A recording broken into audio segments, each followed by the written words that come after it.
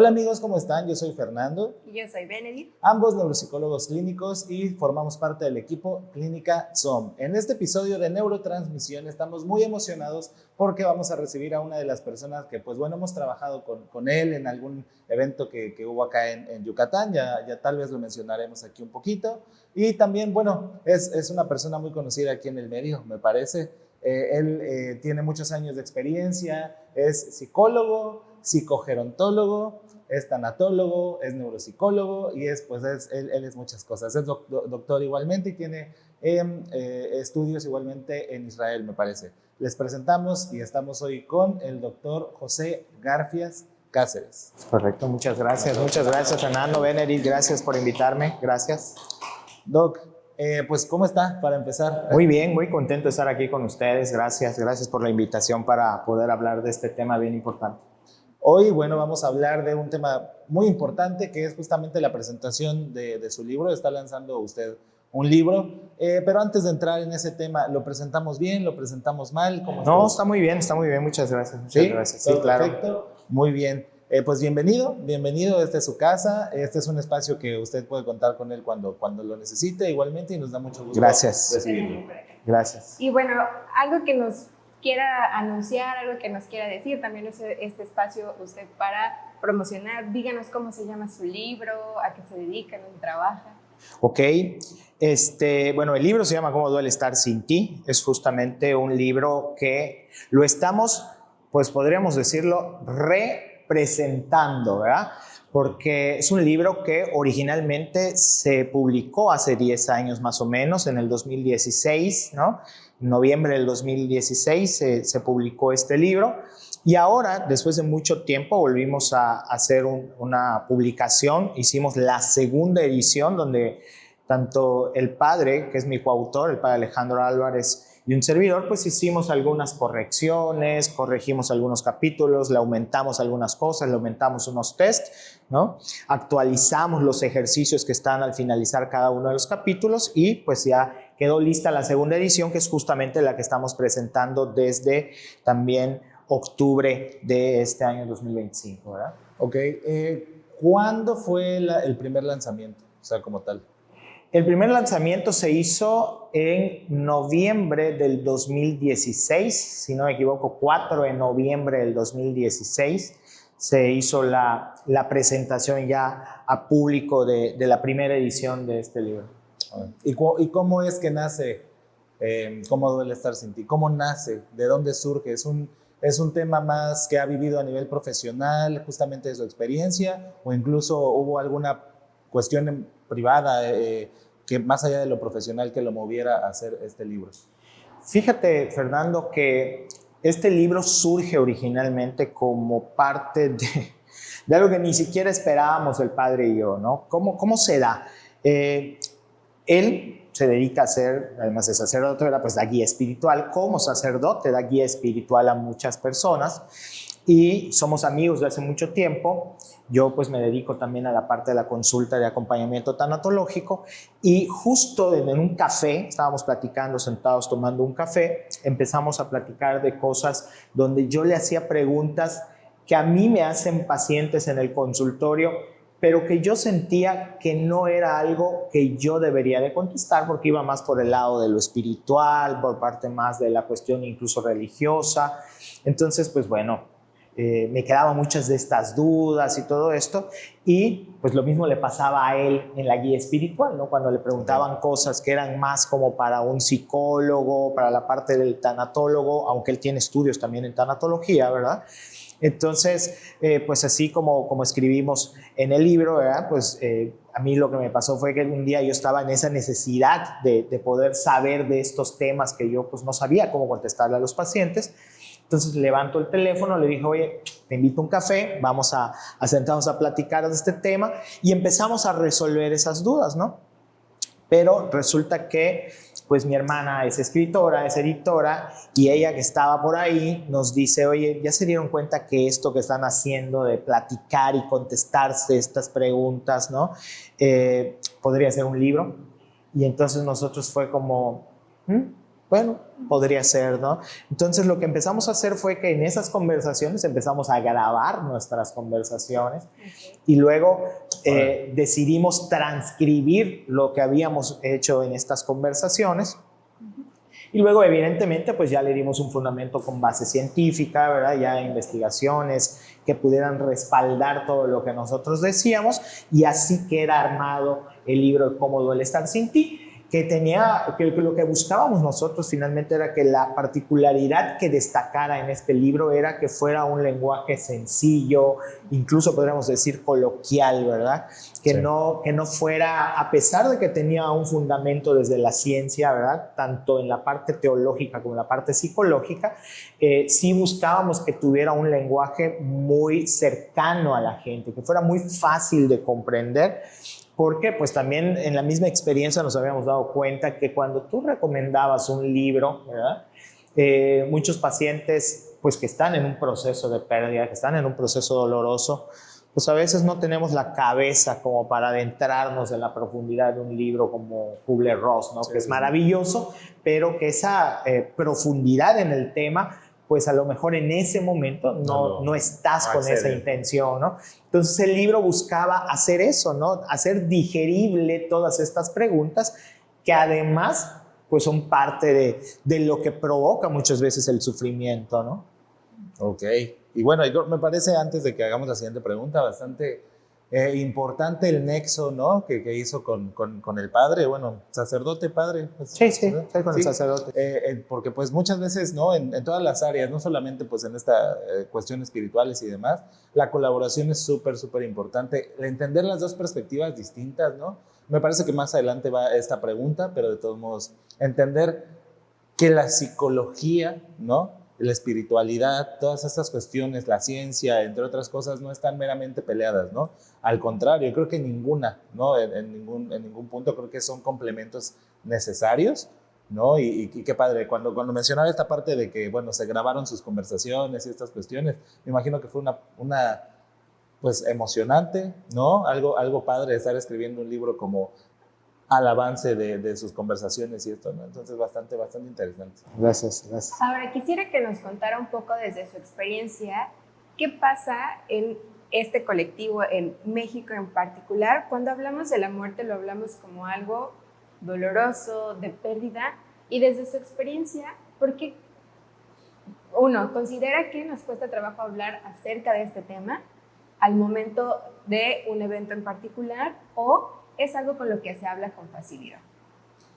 Fíjate que es bien interesante, Benedict, porque yo diría que es hasta cierto punto un poco contradictoria la relación que tenemos los mexicanos, no solamente aquí en Yucatán, sino los mexicanos con la muerte, ¿no? Porque tenemos, yo creo que lo que he visto, he investigado, muy pocos países tienen esa conexión con la muerte, ¿no? Con incluso celebrar la muerte, ¿no? Bueno, acaban de pasar los días dedicados al recuerdo de las personas que ya se han adelantado, ¿verdad? De los difuntos. Y tenemos esa cercanía, ¿no? De pues poder hacer un altar, hacer algo que nos permita tener ese reencuentro con las personas, ¿no? que pues se han adelantado.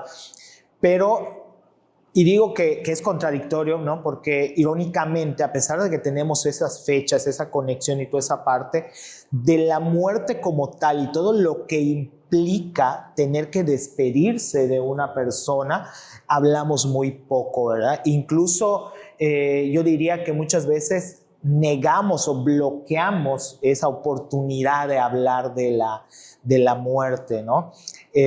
Algo que nos hemos dado cuenta, ¿no? En el tiempo que llevamos con este libro, justamente, porque además déjame decirte que el libro es uno con una perspectiva en la primera edición, y en la segunda edición tiene otra perspectiva, incluso por eso hicimos modificaciones, porque además sucedió algo particular en este tiempo, ¿no? En este tiempo, yo hace 3 años perdí a mi papá, y el padre, el sacerdote, perdió a su hermana hace 1 año y medio. Entonces, ya también lo vemos de una manera más distinta, digo, bueno, muy distinta, porque de alguna manera ya tienes la experiencia, ¿no?, de haber perdido a alguien muy cercano y de cómo tú enfrentas tu propio proceso, ¿no? Entonces, ¿por qué no se habla? Yo creo que finalmente siempre digo en las conferencias que doy del tema, ¿no?, que sí tiene esta parte, una connotación acercada a lo espiritual, que el problema está en cómo vemos la muerte, ¿no? Porque generalmente nos han pintado, nos han dicho y nos la hemos imaginado de esa manera a la muerte como pues una figura asociada, por ejemplo, a una calavera o todo este tipo de cosas, ¿no? Que generalmente, pues este tipo de cosas naturalmente pueden llegar a provocar temor, ¿verdad? Entonces vemos la muerte como algo o como un ente, ¿no?, que viene a arrancarnos, ¿no?, a alguien que amamos, y obviamente eso genera pues enojo, genera dolor, genera miedo, y por esa razón quizás no hablamos de esto, ¿no? Pero desde la parte espiritual, no tanto enfocándonos en la parte religiosa, sino en la parte espiritual, la muerte finalmente es trascendencia, ¿no? Es pasar de un plano a otro. Y entonces lo que yo les digo a las personas que van a la plática es que la muerte, si la viéramos como una puerta, ¿no?, que necesariamente tienes que abrir y cruzar, ¿no?, para poder pasar del plano físico al plano espiritual, ¿no? Y además con la connotación espiritual, ¿verdad?, vemos que hay más allá, un mundo que trasciende lo que muchos conocemos como el cielo, independientemente de si lo ves desde el ámbito religioso o no, ¿verdad? Pues ya es diferente, ¿no? Porque le encuentras un sentido distinto a la muerte, ¿no? La muerte finalmente acaba, ¿no?, con muchas cosas que aquí en la tierra, que la parte física, ¿verdad?, pues son dolorosas. Generalmente, ¿quién muere? Muchas veces un cuerpo enfermo, ¿no? Una persona suelta, ¿no?, un cuerpo que muchas veces está enfermo, y en la parte espiritual, pues eso ya no te lo llevas, ¿no? Entonces, si viéramos la muerte desde esa connotación, pues yo creo que a lo mejor hablaríamos más y le tendríamos menos miedo, ¿no? Después de lo que está diciendo, en realidad pienso muchísimas cosas, ¿eh? O sea, y pues lo voy a comentar como abiertamente. La primera sí es esta relación de los mexicanos, ¿no?, muy particular con la muerte, ¿no? Mencionaba pues la forma de nuestras tradiciones, ¿no?, todo lo que surge del Día de Muertos, estas cuestiones que justamente acaban de pasar, ¿no?, justamente, pero también el humor, ¿no?, que el mexicano, más que esta relación ambivalente que tiene con la muerte, a tal grado de burlarse de las desgracias o de reírse de las desgracias propias, ¿no?, de ciertos eventos, ¿no?, digamos, que bueno, creo que con el tiempo se ha ido sensibilizando, tanto por la época, ¿no?, que ahora pues hablar de ciertas situaciones es, como le dicen los jóvenes, funable, ¿no?, o es hasta cierto tipo, pues sí, es peligroso, ¿no?, reírse de ciertas cosas, ¿no? Antes, hace algunos años, se podía pues bromear de tragedias como la que ocurrió en San Juanico hace muchos años, ¿no?, de eventos que no voy a mencionar porque actualmente pueden ser bastante fuertes, pero se hacían chistes, se comentaban chistes sobre cosas, y el mexicano en su interacción con la muerte ha sido, pues vamos a decirle, falto de asertividad o falto de conciencia, ¿no? Y yo creo que es parte también de este miedo y de no saber gestionar el miedo de una manera clara, ¿no?, de una manera directa, ¿no?, de andar rodeando a la muerte, ¿no?, en esa parte. Y la segunda, más esta pregunta me parece que no está pensada, pero hablamos de planos espirituales y de estas cuestiones necesarias al momento de hablar de la muerte. Para usted, ¿qué es la muerte? ¿Y cuál es la creencia de usted hacia la muerte? Pues justo lo que te decía, ¿no? Mira, yo creo que depende de varios factores la definición de eso, porque como bien dices, esta definición que voy a dar es la mía, ¿no? Y para mí lo que decía y lo que digo en las conferencias, y te lo repito ahora, ¿no? Para mí la muerte es simple y sencillamente el cierre de un ciclo, ¿no?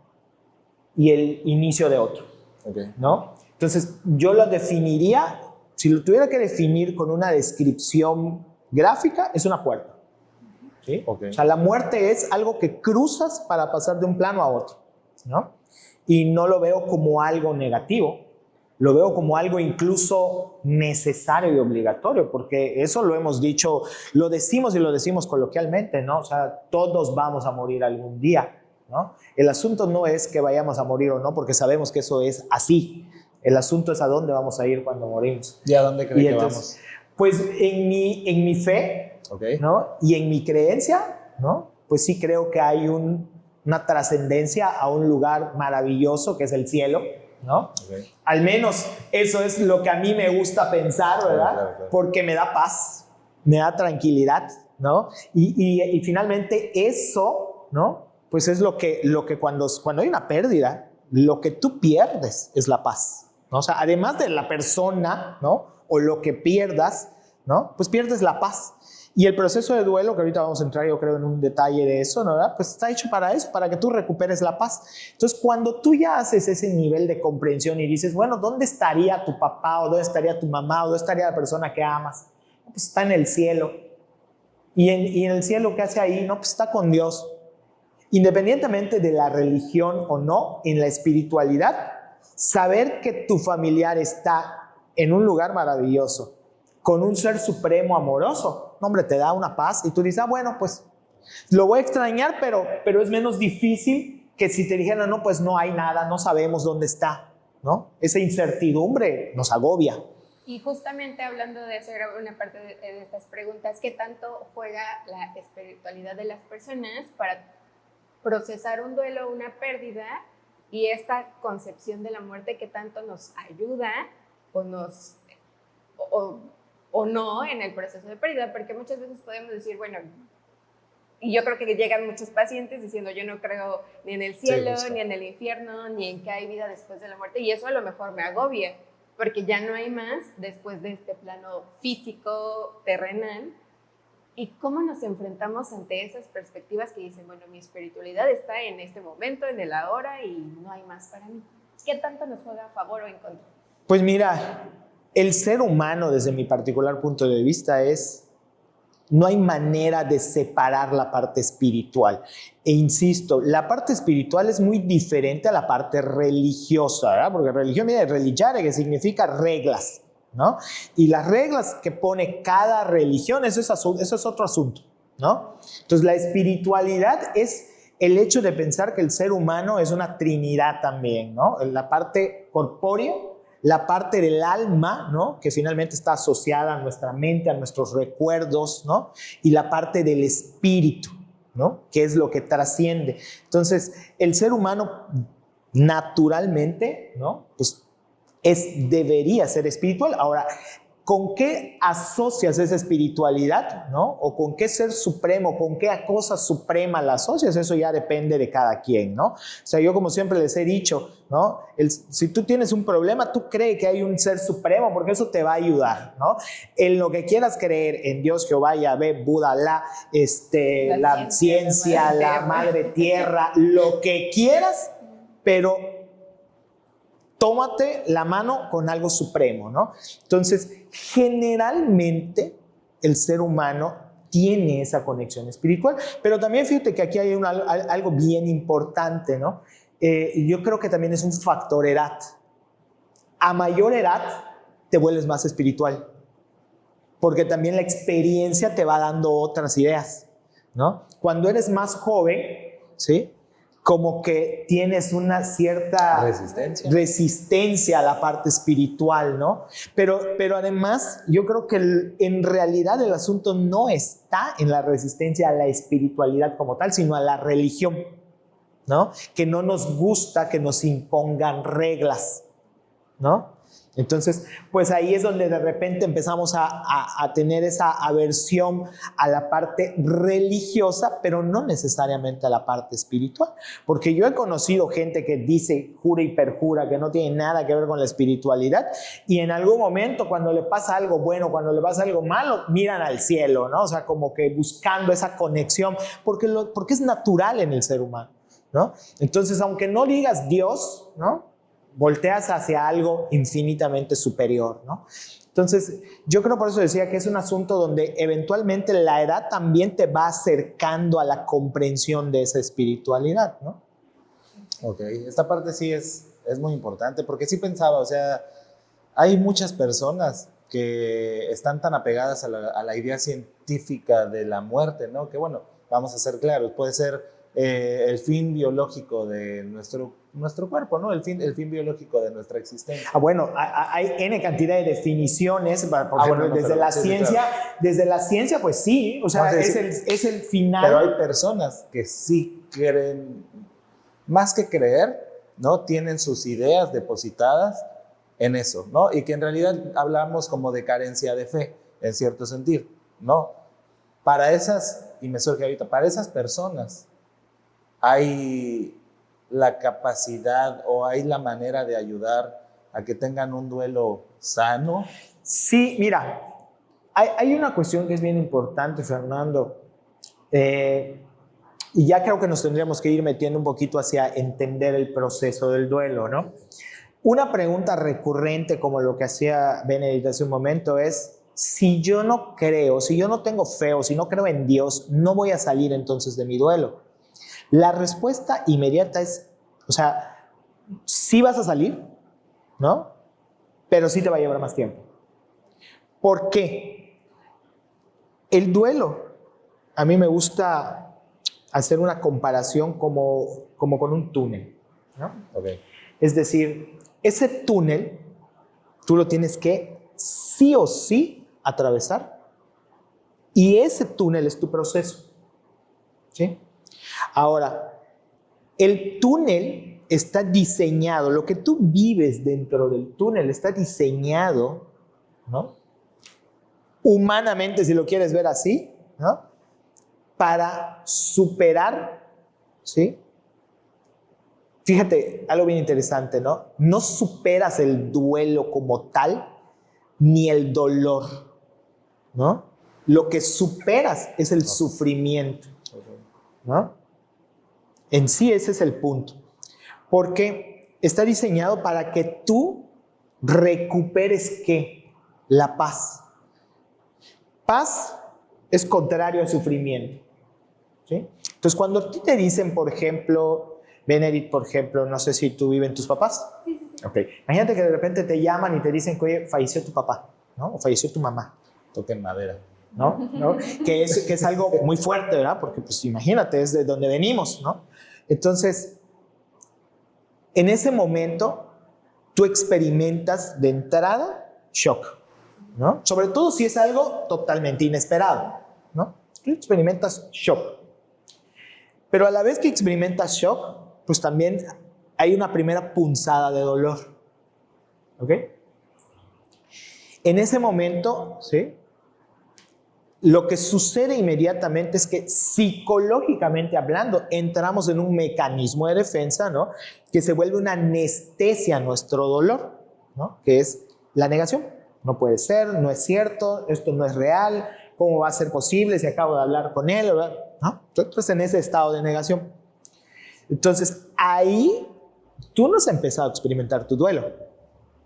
Ahí estás empezando a tener el primer contacto con tu sufrimiento por la conciencia, ¿verdad?, de que hay una pérdida.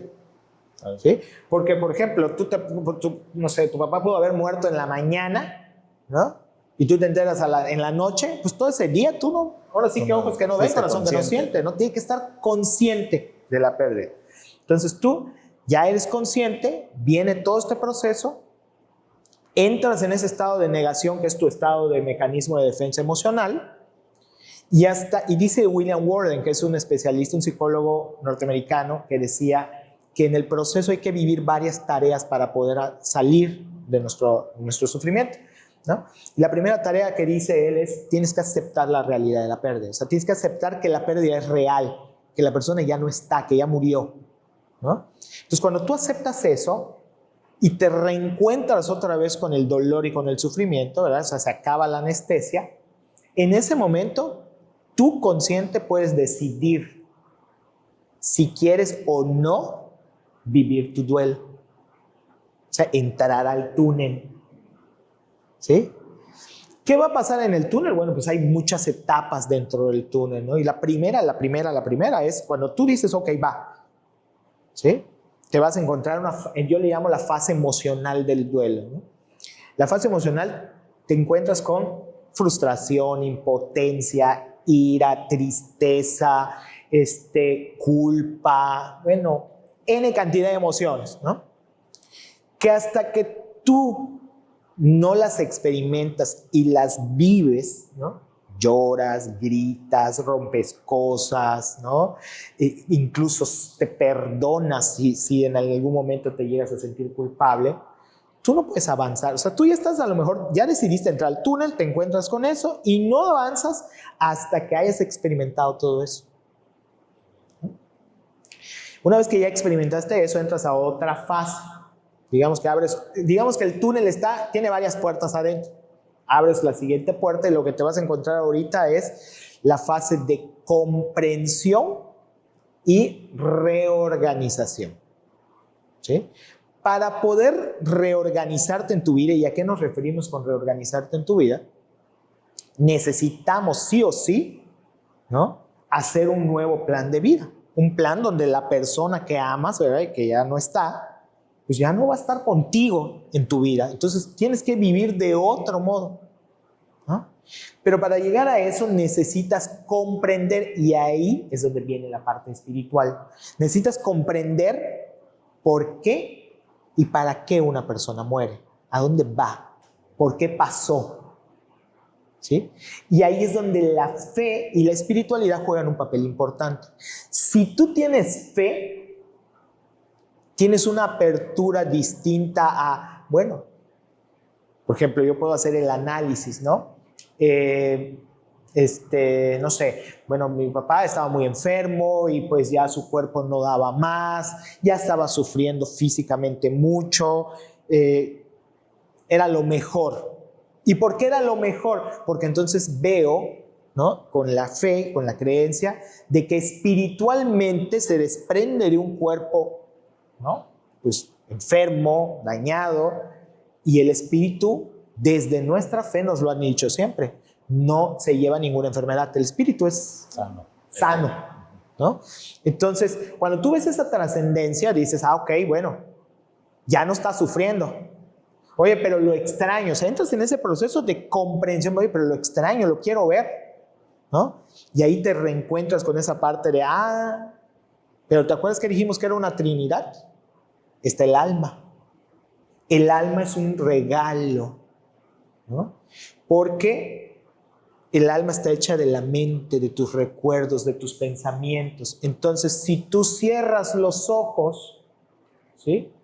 Y eso no me van a dejar mentir, aún para las personas que no han fallecido, pero que están lejos, si tú quieres escuchar la voz de tu papá, de tu mamá, y no puedes acudir al teléfono, ¿verdad?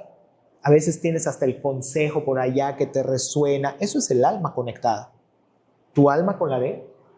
Entonces, tienes el alma en esa parte, pero todavía queda la parte espiritual que finalmente, desde la fe, esa es la que trasciende a un lugar, pues, mucho mejor de lo que podemos estar aquí, ¿no? Entonces, cuando tú comprendes eso, tú dices, bueno, o sea, sí me sigue doliendo, ¿verdad? Pero no está tan mala la idea a que si te dicen, bueno, ¿hay cielo? No. No. ¿Y qué hay? No sé, oscuridad.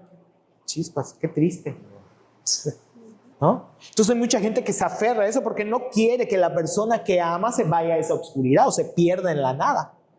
Entonces por eso te decía, aceptar esa parte es más difícil si no tienes una fe o no crees en una parte espiritual, ¿no? Por eso les digo, ¿puedes salir del proceso? Sí. ¿Te va a llevar más tiempo? Muy probablemente te va a llevar más tiempo. ¿no? O sea, tienes que encontrarle un sentido sí o sí, porque la regla dice que en esa fase de comprensión tienes que llegar a un por qué y a un para qué. El por qué puede ser muy sencillo, hubo un accidente, el cuerpo ya no aguantó, lo que tú quieras, pero el para qué, ahí nos trabamos, ¿no? Entonces, cuando ya tienes una idea desde la espiritualidad, dices, bueno, murió para esto, para estar mejor, para estar con Dios, para estar en el cielo, para estar en lo que quieras, pero para algo mejor, ¿no? Ahora que nos explica esto, creo que para nosotros es fácil entenderlo, comprender cómo vamos pasando cada una de estas etapas en un momento de pérdida, pero ahora eso nosotros lo entendemos, lo hablamos entre que somos psicólogos, entre que somos adultos, pero eso ¿cómo se lo traducimos a alguien más pequeño, a un niño? No, ¿Cómo sí, le sí. explicamos este mismo proceso, pero para que él lo entienda o ella lo entienda? Bueno, lo primero es que tenemos que dividir, Sí. ¿no?, las edades, ¿no? Porque depende, por ejemplo, yo siempre digo, vamos, de 5 a 8 años, desde la psicología del neurodesarrollo, ¿verdad? Pues sabemos que la parte de la comprensión y del pensamiento a esa edad, pues tal vez no es tan abstracto, ¿no? Entonces, usa un lenguaje más sencillo, entonces tenemos que hablarle así, además de que a esa edad, ¿verdad? La comprensión del concepto de muerte como algo que cierra un ciclo y que no hay una parte reversible, ¿verdad? Pues no es común en el niño. El niño, por ejemplo, puede pensar que la persona murió, pero murió, pero vuelve mañana. Sí, sí. ¿No? Entonces no tiene claridad de eso. Entonces nosotros tenemos que hablarle de una manera muy sencilla y volvemos a la parte. O sea, tú puedes utilizar N cantidad de ejemplos para eso, ¿no? Si la familia, por ejemplo, pues es espiritual, religiosa, ¿verdad? Y pues el niño le han inculcado en esa área, pues tú le puedes hablar de un cielo y toda esa parte, pero sí como ser muy enfático de que se ha ido, no a volver físicamente. O sea, tenemos que ser muy claros, hablar con la verdad, ¿no? De una manera tierna, sencilla, ¿verdad? Decirle que pues la persona dejó su cuerpo, pero nos deja su alma, ¿no? Para poder pues compartir con ella y que lo vas a poder escucharlo y verlo cuando tú quieras y cierres tus ojos y todo eso, y lo vas a tener que repetir una y otra vez, porque el niño a lo mejor a esa edad mañana te va a decir, oye, ¿y ya va a venir? Entonces tienes que repetir. Cuando son de 9 a 12, ¿verdad? Ya puedes hablar un poquito más complejo, ¿no? Ya a lo mejor el niño entiende que la muerte, pues sí es definitiva, ¿verdad? Que sí es un paso definitivo. Entonces, ya puedes hablar un poquito más allá y ya también puedes sostener la parte emocional. Debes de sostener la parte emocional porque a esa edad ya experimenta más emociones que cuando estás niño, ¿no? Entonces, no quiere decir que no puedan llorar a esa edad, pero es un poco diferente, ¿no? Entonces, aquí justamente tienes que ya enfocarte en también hablarle con la verdad, pero lo que vamos a estar cuidando mucho es su parte emocional, ¿no? Entonces, y cuando ya hablamos de adolescentes, ¿verdad? Pues ahí ya es más complejo, entienden más cosas, ¿verdad? Entonces, pues los ejemplos tienen de ser también directos, ¿verdad? Tienen de que ser, él ya incluso puede entender por qué la muerte, incluso ya cuando hablas de un adolescente, por ejemplo, que le toca ver la muerte de un abuelito, o de un papá, o de un hermano que estaba pasando por una enfermedad muy dolorosa, él incluso puede llegar a también unirse, ¿no? Yo siempre digo que uno de los actos más grandes de amor que puede existir en el ser humano es que cuando tú ves a alguien que amas sufrir, ¿no? Y sufrir con una enfermedad, pues en lo que tú creas, ¿verdad? En Dios o en lo que tú creas, vas a pedir que eso se acabe, ¿no? Ya un adolescente puede ser parte de eso, ¿no? Yo alguna vez traté con algún adolescente que me dijo que yo le pedí a Dios que mi papá se muera. O sea, esto ya acaba con esto, por favor. Me dice, lo veo. Y cuando tú haces eso, sabiendo que te va a doler infinitamente esto, ¿verdad? Eso es un acto de amor maravilloso. Entonces tú lo tienes que arropar, lo tienes que... pues tienes que cuidar mucho, porque en esa edad, sobre todo en la adolescencia, puede suceder mucho que haya culpa. Sobre todo, por ejemplo, en situaciones como las que acabo de mencionar, donde es que yo le pedí a Dios que se muriera y se murió, ¿no? Sí, bueno, pero esto no fue asunto tuyo, ¿no? Muere porque el cuerpo ya no daba más. ¿no? Y si tienes la fe, muere porque Dios, ¿no?, lo vino a buscar para que ella no siga sufriendo, ¿no? Pero no es culpa tuya. Entonces ahí ya tienes que como cuidar muchas de estas cosas. Entonces por eso te decía, depende de a qué edad le hablas, pero lo que sí es un factor común en todas las edades es que tienes que ser claro, honesto, ¿sí? Y hacer mucho énfasis en lo definitivo de la partida. En lo irreversible, ¿no?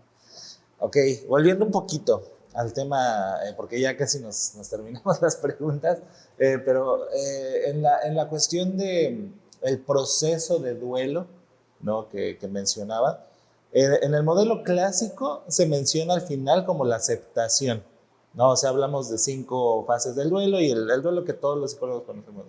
Pero, de Kubler-Ross. y el público y el que conocen el público en general, ¿no? En teoría, ¿no? La fase, y que se habla de un duelo que no solamente es un duelo de pérdida física de un familiar, sino que puedes perder a tu pareja, ¿no? Y vas a atravesar por esos 5 fases, ¿no? En total. Este modelo del cual hablaba, ¿no?, ¿es una adaptación suya o es una...? Porque ahora usted habla de resignificar la pérdida, Sí. ¿no? De darle un sentido a la pérdida. Y la otra es, bueno, aceptas la pérdida. ¿Me explico? O sea, noto esa pequeña diferencia ahí. Sí, perdón que te interrumpa, Fernando. El proceso es el mismo, ¿eh? O sea, lo que cambiamos fue como el orden de las fases y como que reacomodamos las fases. Yo me basé, y lo explico en el libro, ¿verdad? Porque todo ese proceso que estoy explicando está en el libro de Cómo duele estar sin ti, ¿no? Donde como que hicimos nuestra propuesta de un proceso de duelo. O sea, pero sí es distinta. No fue una idea mía.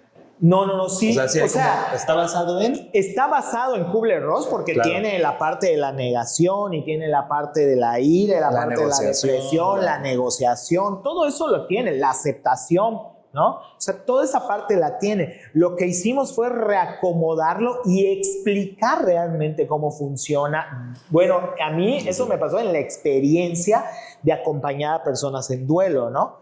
Porque... pues sí, yo me fui dando cuenta, ¿no? De que me decían, no, es que, oye, ya pasé de la ira a la depresión y es que todo eso está en una misma etapa. Por eso yo les decía que en el proceso de duelo es como un cha-cha-cha, era un pasito para adelante, 2 pasitos para atrás. O sea, no es unidireccional. No es unidireccional ni es lineal, ¿no? O sea, no es así como, a pesar de que estamos diciendo que estoy en el túnel, ¿no? O sea, yo voy avanzando, pero muchas veces, ¿no? Pues todavía como que me toca experimentar. Por eso decimos, es que quiere decir que si ya iba yo en la fase 3 y estoy llorando, o sea, no es un asunto de que si yo ya estoy en la fase 3 y me da ganas de llorar otra vez, ya retrocedí. No funciona así, porque además son 2 cosas distintas. Llorar, pues es una manifestación de amor. Lloras por algo que te duele y en este caso lo que duele es la pérdida de alguien amado, ¿no? Entonces, tú puedes llorar mucho tiempo. El asunto no está en el llorar o no llorar. El asunto está en la parte que decíamos de reorganizar tu vida y seguir viviendo tu vida.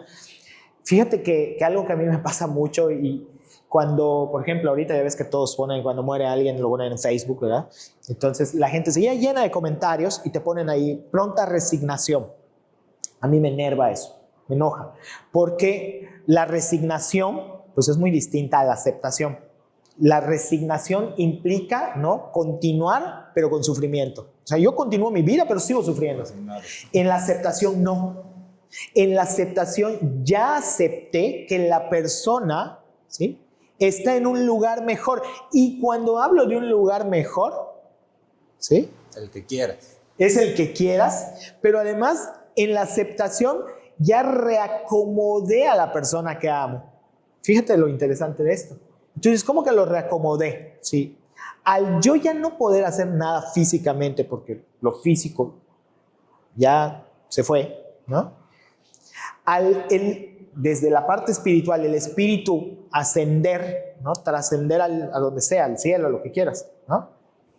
Y el alma quedarse conmigo, yo acepto, ¿sí? O puedo decir que estoy en aceptación cuando comprendo que la persona que se fue ya no vive con nosotros, sino que vive en nosotros, ¿no? Ya lo acomodé en un lugar mejor, está dentro de mí, está conmigo siempre, ¿no? Entonces ya te digo, el sufrimiento se desvanece, porque eso es lo que hace el proceso. Tú dejas de sufrir, dejas de sentir culpa, dejas de preocuparte, ¿no?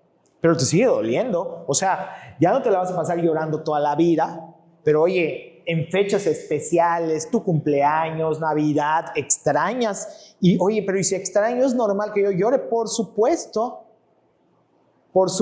que es normal que yo llore, pues si extraño, ¿no?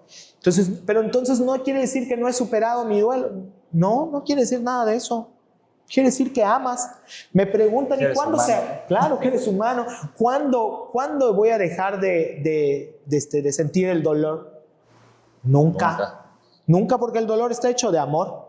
Entonces, si tú sigues amando a la persona y la sigues extrañando, te va a doler, ¿no? Ahora, insisto, lo que nos dice si has o no superado el proceso es cómo estás viviendo tu vida y si estás viviendo tu vida. Si no la estás viviendo, paró tu vida porque sigues aferrado a una idea que no va a ser, estás en un duelo patológico. Ok, wow. Es un tema muy fuerte para estas horas de la mañana, ¿no? Sí, en realidad, sí, porque se piensan muchísimas cosas. ¿Qué errores considera que cometemos como terapeutas, como amigos, como familiares, ¿no? De las personas que pierden un familiar? Fíjate, en el libro también, en la última parte, tenemos un decálogo del acompañante en duelo. Okay. Que ese no es nuestro, ¿eh? O sea, ese lo tomamos de internet y crédito, o sea, no me acuerdo ahorita quién es el autor, pero está ahí. Este decálogo del acompañante en duelo, ¿no? Pues nos dice claramente, ¿no? Que hay varias cosas como que no deberíamos de hacer, como por ejemplo el limitar a la persona que exprese su dolor o que experimente sus emociones, ¿no? Que muchas veces yo siempre les digo, en realidad el problema está en que cuando no sabemos qué hacer o qué decirle a una persona, lo ves llorando, como que te bloqueas y ya no llores. Es que no lo dejas descansar. Usamos un poco de nuestras creencias, ¿no? No lo dejas que se vaya. Siempre les digo, a ver, espérame, el espíritu ya se fue. El alma no se va a ir, se va a quedar contigo y el cuerpo ya está donde tiene que estar. O sea, si tú tienes ganas de llorar, llora, ¿no? O sea, te duele, llora, ¿no? Otra cosa llores, que... no estés triste, ¿no? Que no estés triste, o sea, espérame, o sea, ¿cómo me vas a decir que no estés triste si se murió un hijo, se murió un hermano, se murió, o sea, una persona que amo? Te garantizo que si no fuera una persona importante para mí, no estaría triste, ¿no?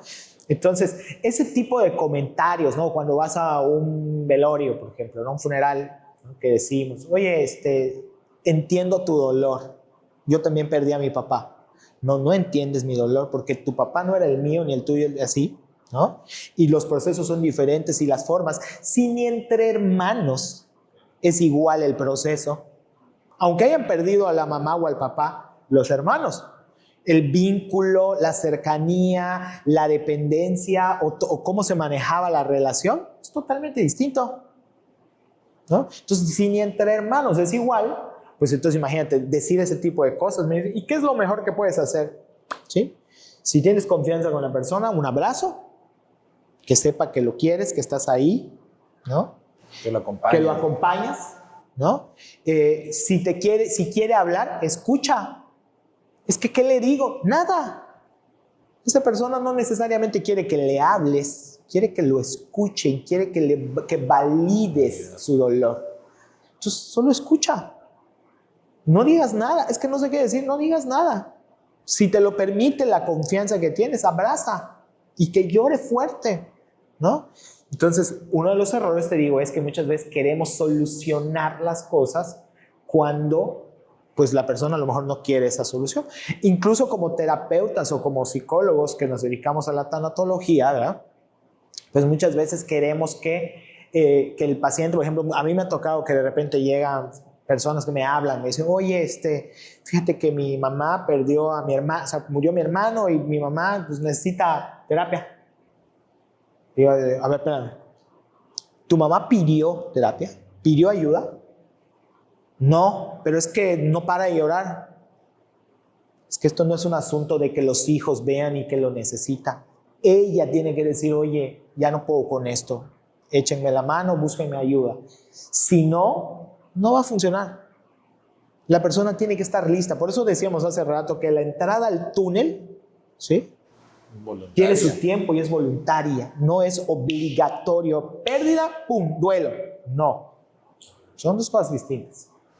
Perfecto. Y ahora, justo después de haber escrito este libro del cual ya nos habló, justo hay ciertos apartados que nos pueden ayudar, después de escribirlo, ahora reescribirlo en esta segunda edición, ¿cuál es la enseñanza que le deja a usted después de haber trabajado con muchas personas, después de haber estas vivido charlas, de usted haber vivido mismo ya la parte más cercana personal del duelo, ¿no? Pues mira, de alguna manera el primer libro fue hecho, ¿no? O sea, yo creo que todos hemos experimentado pérdidas en algún momento, si no de nuestros abuelos, algún conocido, algún amigo, ¿no? Pero cuando ya tienes a alguien muy cercano, sí, definitivamente, ¿no? Como un papá, como un hijo, como un hermano, pues sí entiendes, ¿no?, que la teoría es maravillosa, ¿verdad? Que lo que dice Kübler-Ross en sus libros, Worden y todos los demás terapeutas que hay que han escrito libros, es maravilloso. Muy probablemente ellos lo hicieron y los escribieron desde su experiencia personal, pero no es lo mismo que cuando tú lo vives. Entonces, ¿cuál es mi aprendizaje de esto, ¿no? Sobre todo el hecho de que, por ejemplo, lo que decía de la espiritualidad, ¿no? O sea, yo no tengo absolutamente nada en contra de las personas que no tienen una fe o que no tienen una conexión con la parte espiritual, pero sí les puedo decir que en la experiencia es mucho más sencillo cuando crees en un ser supremo, le llames como le llames. Cuando crees que hay una trascendencia a un lugar donde puedes recolocar a las personas que aman y van a estar maravillosamente bien, que si no crees en eso. O sea, de verdad, en los mismos años de experiencia como terapeuta lo he visto, ¿no? Personas que llegan con eso, terminan, y no de manera obligada, sino porque de verdad llegas a un punto en el que dices, es que por más que le hago, si no tengo un lugar donde recolocarlo, no puedo con esto, ¿no? O sea, me aterra la idea de pensar que esto es finito, ya, hasta aquí, ¿no? Entonces, la experiencia me ha dicho, le digo, que la espiritualidad es muy importante, ¿no? Y sobre todo, yo creo que otro aprendizaje grande, ¿no? Es que justamente no hay un tiempo exacto, ¿no?, para el proceso. Cada quien lo vive de manera distinta, que el duelo es algo único, muy personal, ¿sí?, totalmente individual, ¿no? Que de alguna manera también el acompañamiento es importante, pero el trabajo que tú haces con esa disposición de experimentar tu dolor, ¿no?, pues es fundamental, ¿no? Por eso también la experiencia me dice, cuando me llevan a un paciente, lo que decíamos hace un momento, ¿no?, que no está listo, yo prefiero decirle cuando estés listo, ¿no? Porque no por quedarte con una consulta, de verdad no vas a ayudar. Y no por llegar a terapia quiere decir que vas a entrar al túnel. Exactamente, ¿no? Porque ya te llevaron. Yo lo primero que les digo, ¿no?, es, oye, ¿usted quería venir o lo trajeron? No, pues me trajeron. Ahí es. Mucho gusto. Sí, ¿no? Muy bien, muy bien. Pues nos ha quedado muy claro, ¿no? Y en realidad sí le agradecemos mucho esta conversación, la verdad, bastante interesante, ¿no? En muchas... Es complicado, es complejo y podríamos estar hablando mucho más tiempo de esto. O sea, en realidad la muerte es algo que no hay una respuesta exacta, ¿no?, para lo que es la muerte en específico. ¿Dónde podemos encontrar este libro? ¿Dónde lo conseguimos? Cuéntenos sus redes sociales, todas estas cuestiones para que las personas que nos ven lo puedan contactar y estas cuestiones. Bueno, mi red social, la que utilizo un poquito más, ¿verdad?, es la de Facebook, que es José Garfias-Salud Mental. Estoy en Instagram también como dr-j Garfias, ¿verdad? Y pues ahí pueden ver algunas de las cosas de donde voy a estar dando la conferencia aquí en la ciudad de Mérida de momento. El libro lo pueden conseguir en la Clínica Salud Milenio, ¿verdad? En la Colonia México, que está en la calle 18, número 93, entre 15 y 17, en la Colonia México, a espaldas de la Avenida Líbano. Lo pueden conseguir también en las conferencias que voy a estar dando, ¿verdad? Y me parece que también en algunas librerías de algunas parroquias, me parece que también está. No sé exactamente en cuáles, pero me parece que en las librerías, bueno, de cajón seguro sí. Probablemente en la de la Sagrado Corazón de Jesús en la Colonia Alemán, que es donde está el Padre, ¿verdad? Entonces ahí seguro sí.